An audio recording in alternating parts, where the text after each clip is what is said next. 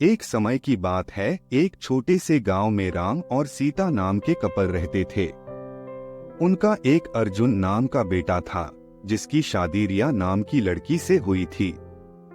राम और सीता कड़ी मेहनत करते थे और अपने बुढ़ापे के लिए पैसे बचाया करते थे। रिया बहुत लालची लड़की थी और हमेशा अपने लिए और चीजें चाहती थी। जैसे जैसे साल बीतता गया, रिया का लालच और बढ़ता गया। वह अपने पास रखे चीजों से कभी संतुष्ट नहीं रहती थी।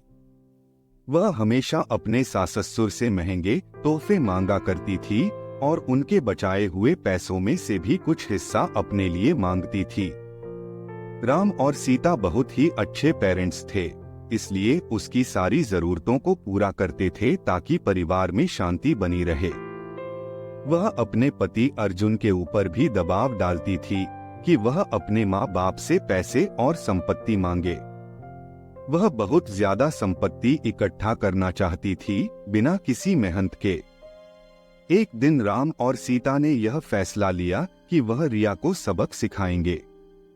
वह उसे बुलाते हैं और बोलते हैं कि बेटा, हमें तुमसे कुछ जरूरी बातें करनी हैं। हमने यह फैसला लिया है कि हम अपनी जायदाद का कुछ हिस्सा अपने बच्चों में बांटेंगे और उसका कुछ हिस्सा तुम्हें भी देना चाहते हैं। रिया खुशी से झूम उठती है क्योंकि वह हमेशा से यही चाहती थी। लेकिन राम और सीता के मन में कुछ और ही चल रहा था। उन्होंने एक पत्थरों से भरा हुआ बैग उसे दे दिया और बोला, बेटी, यह तुम्हारे हिस्से की संपत्ति है। रिया उस बैग को देखकर गुस्सा हो गई।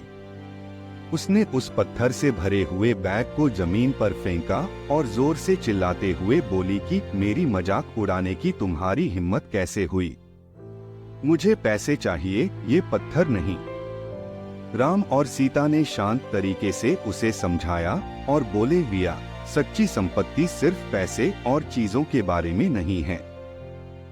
यह प्यार, दया और जो कुछ भी तुम्हारे पास है, उसके लिए आभारी होने के बारे में है।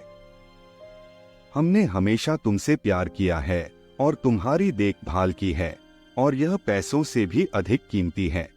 रिया को एहसास हुआ कि वह लालच में कितनी अंधी हो गई थी। उसको अपने किए गए बर्ताव के लिए पछतावा होने लगता है। उसने अपने सास और ससुर से माफी मांगी और अपने तरीके बदलने का वादा किया। उस दिन के बाद से उसमें बदलाव आया और वह एक अच्छी बहू बन गई।